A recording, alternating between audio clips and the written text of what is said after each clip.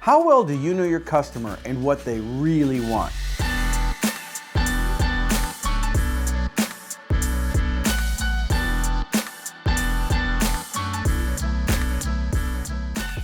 Welcome to Fordify, where we help you fortify your business. Now, each week we pick a random topic chosen by the Fordify button. So let's see what this week's episode is going to be about. Improving customer engagement. Now, you've probably seen direct mail postcards where your name was printed in a different font or a color, and obviously it wasn't personal. Well, that's just bad automation. Or maybe you've seen an email that came in with the name bracket and then the comma, or maybe someone else's name and then your name below that. Again, bad automation. That's not improving the customer experience. So I'm going to ask you, what are the touch points that you're using to promote your products and services? Well, the common ones that everybody's probably using nowadays are you have a website, you're most likely using social media, in-person, face-to-face selling or online selling, you're using email and email marketing, maybe you're using surveys, direct mail, trade shows, but you're probably using a grouping of traditional marketing elements and digital marketing elements. So in today's fast-paced environment where your customers are bombarded from every direction with some type of marketing, there's so much noise out there that you need to really look at how you can improve the customer experience. Now, the best way to do that is to get to know your customers and their preferences. Where do they come from? What do they do? Who are they? What do they want? And most importantly, how do they want it?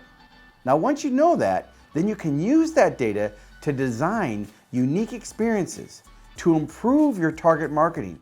So I've got a few ways and things you can do to improve the customer experience. And it starts with, number one, looking at your website statistics. Now, a lot of people haven't even looked at the statistics in years.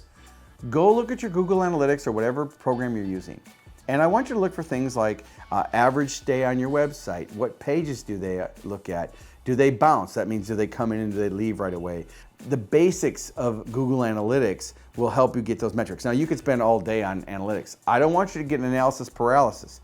Look for the key metrics that are going to help you understand what are your customers doing now. Now we're talking about just your website. I want you to research your purchase history. I want you to look at your current client base and look at what's the average transaction. How often do they purchase? Do they come back for repeat sales and referral sales? Now, if you've got a type of product that doesn't really lend itself to repeat sales, then you should be getting referrals. I want you to survey your staff. I want you to look and see what type of questions do they get, and could you answer some of those questions in the sales process? Because the user experience includes everything before the sale, during the sale, and then after the sale, and your staff is going to be a great way to gather that information. Then, of course, you can survey your customers. Now, in an earlier episode of Fordify, we'll put a link in the description, I talked about the Net Promoter Score on a scale of 1 to 10, with 10 being best. How likely is it you would refer us to a friend or colleague?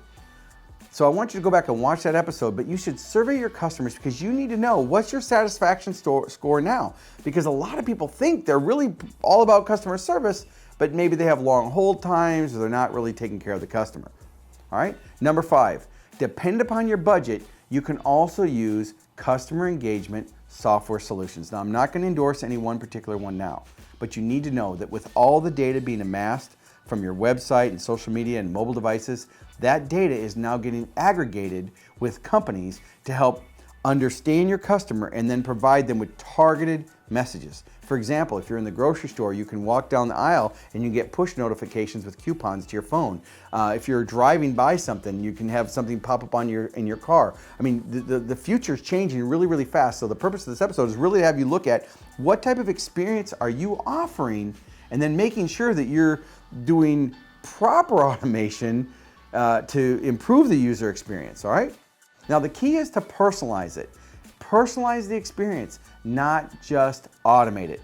Now, in future episodes, we're going to dive deeper into both retail experiences and digital marketing automation solutions. But for now, remember, when your customer is engaged, you're going to get more sales, you're going to get more referrals, you're going to get more reviews, and you're going to be able to identify brand advocates.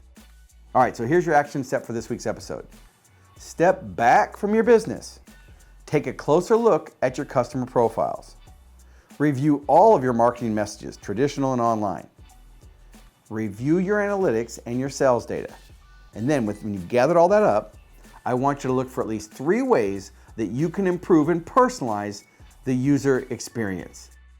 That's it for this week's episode of Fortify. I want you to share this video with your entire company to prime them to personalize the customer experience. Like what you see, subscribe to be notified of upcoming episodes. Thanks for watching. I'll see you next time on Fortify, where we help you fortify your business. I want to change the background. No, don't do it. Come on! No, don't do it. Come on! Can I not do grout just one time? Just once? The elephant's not even in the picture. Don't touch the table. Oh, man. I'm putting it back on the mark. You guys have to have some fun. Lighten up. Life's too short. You can't be stressed all the time.